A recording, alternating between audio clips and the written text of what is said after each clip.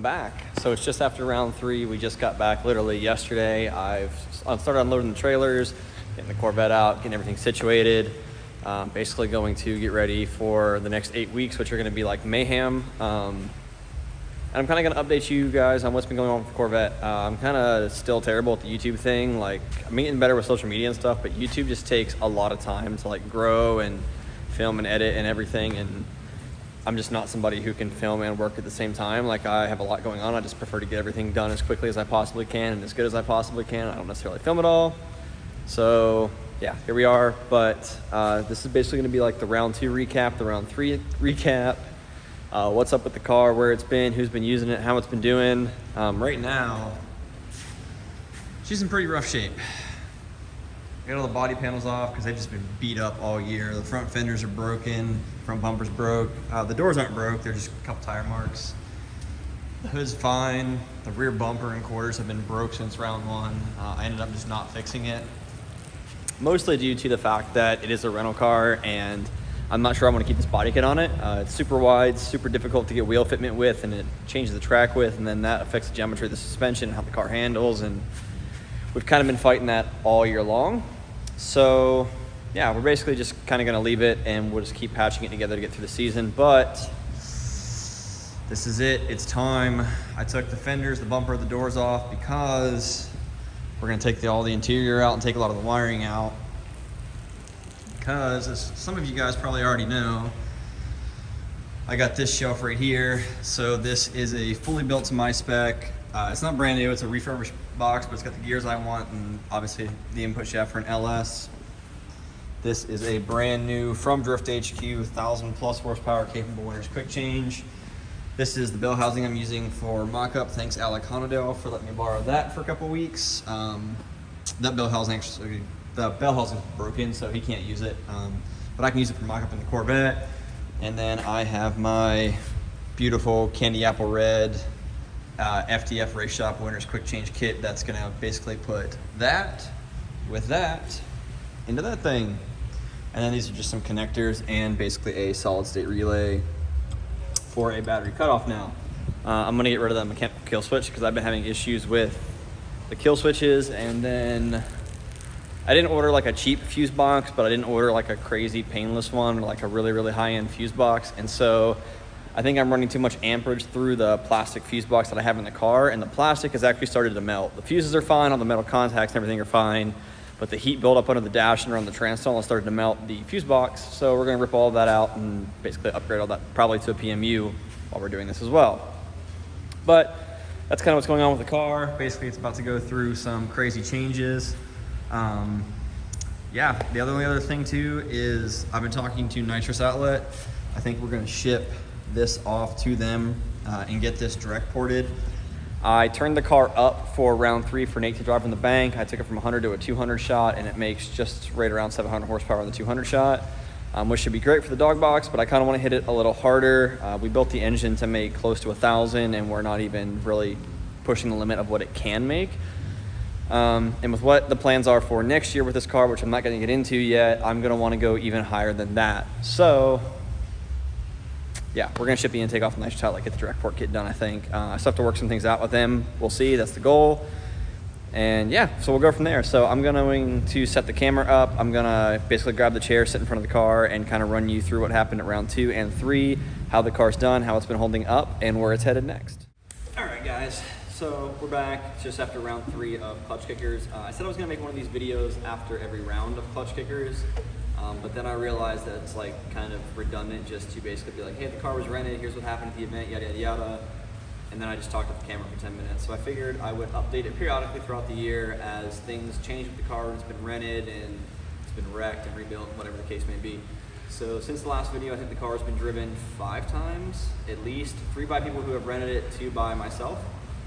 So rounds 2 and 3 of Klutch Kickers, it was rented by Nate Hamilton. And then, for East 10 Drift Pro-Am like 2 weeks ago, whatever it was rented by Connor O'Sully. Fortunately, he had an issue with his E46 last minute, and they're really, really good friends of mine. His dad and I have become really good friends. Connor and I have become really good friends. So they had it, and Connor ended up taking 3rd and 5th in Pro-Am with it. And then at round 2 of Klutch Kickers, Nate went out in top 32 just to an error from basically not being used to the car. But outside of that error, I firmly believe Nate could have won round 2, if not at least been in the final 4. And then at round 3 of Klutch Kickers, he went to the top 16 with the car and unfortunately got beat by Alec Honadale. It was just kind of the way the cards fell. This car's gnarly. For round 3, I turned it up from basically 100 shot of nitrous to 200. Makes right around 700 horsepower at the tire now. I thought that would be enough for the bank, which the power level is enough. The problem with this car is the gearing. 3rd gear on the 285 with everything. I think my wheel speed at 7,000 RPMs is like 127 miles an hour, which is a touch more than I would want it for the bank in this car. Not that that's too much wheel speed for the bank at the Freedom Factory, but the problem is the gap from 2nd to 3rd. There's a like 39 mile an hour wheel speed difference, and you need a lot of power to crest that gap without a lot of momentum. And the way that the nitrous hits, you can't just smack it with all 200 instantly to break the tires loose. So we found out that the gearing in this car is a problem, and yeah, so that basically forced me to either consider gearing the car, and the gear I would ideally want is a 4.6, which would make 3rd and 4th usable instead of 2nd and 3rd, and 4th would be perfect for the bank, 3rd would be perfect for the infield. They don't make one for a Corvette, and I've wanted this car to basically go to the next level because I have had some interest in Pro Spec and Pro 1 it being used this year. So what we have decided to do is put the Winner's Quick Change in dog box. I have a GSR dog box for it now, so that's about to go in. But all things considered, the car's done extremely well to basically get a better place at Klutch Kickers every time the car has gone out. His awesome first round, it went out in 64, then it went out in 32, then it went out in 16, which means for round 4 I'm shooting to go out in 8, which means round 5 I'm shooting to go out in top 4 or on the podium. So that would be super sick if we could just basically keep building off that momentum. And then Connor being able to take it to Pro-Am and get 3rd and 5th with basically had only turned, I think 5 laps in the car before going to the event, and then all he had was practice, is very impressive to me. That tells me that while the car still has some issues, the car was well built, it's been well set up, and people can count on being able to rent it and use it and not have major problems. At rounds 2 and 3, round 2, Nate did absolutely nothing except change the seat position, put a steering wheel in it, and align it. They did nothing else, and they didn't spray it at round 2. So that was it. I think that weekend Nate did like 35 laps, didn't have to do anything. Round 3, we had a little bit more issues just because Nate's new to nitrous, so we had that, and then we had an issue with it blowing oil filter O-rings out because I turned the dry sump pressure up a little too high. But outside of that, like mechanically on this car, nothing has failed. The clutch hasn't failed, the diff hasn't failed, the trans hasn't failed, the motor obviously hasn't failed, the FDF fab or the Fortunato coilovers have not failed. Like nothing is broke on this car so far. And this year it's probably turned 150 or 60 laps in competitions, not like fun days, just like constantly getting beat every time it goes out. You know, nobody's nice to it. I'm definitely not nice to it. The only thing we've had fail this year is throwout bearings repeatedly. We have to put one in at every event. We just got back from round 3 and it's already squeaking, but I no longer care because like I said, we're gonna put the GSR in it. Outside of that, I drove it at Atlanta Motorsports Park for the Drift HQ 4th of July event, and I actually blew the throwout bearing up there after about 20 laps or so. And then I went to Midpond for a private day to do some testing for round 3 for Nate. But yeah, other than that, like it's been good.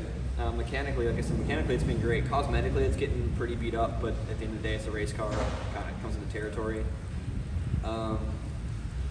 Yeah, I have a spot for Nick, my boss's son, Nick Castleberry, to drive this car at LS Fest East, September 19th through the 11th. Still working on that. I don't know if the car is going to make it because I'm basically, as soon as I'm done filming this video, I'm going to pull the entire driveline out of the car, and I don't have intentions to make the car drivable again until the winners and the dog box are in the car and functional, because I have an 8-week gap to round 4. This is my best shot at getting the car basically top tier this year. Otherwise, I basically have to leave it the way it is for the remainder of the year, and it's just not enough for the bank. Like, the car's awesome for like a mid to like high-ish pack car, but I want the car to be at the top end of like the driver list every round. I want people to see the car coming out to grid and think, oh, it's a contender, like they do Alec or Connor or Dirk. Like this round, my entire goal for round 3 was to basically match the power that Dirk's car makes, because I know we have the same rear gear. And while I'm very close in terms of power at the wheel, the cars behave dramatically differently. And I want this car to have that like full-on violent, like dog box race car feel to it, where it's like a high-profile driver could rent it, and they get in the car, they do a few laps, and they're confident that this car could keep up with the fastest cars on the grid. And right now, I'm not confident that it can. So we're gonna keep making changes to the car until we know we can keep up with the top 5 fastest cars in Klutch Kickers. It's ran with Adam LZ, Alec Conadale, Dirk Stratton, Taylor Ray, and a couple other people at every round so far, and it's gotten better. It's gotten faster and faster every round about closing the gap to them. But Alec walked away from it on the bank at round 3.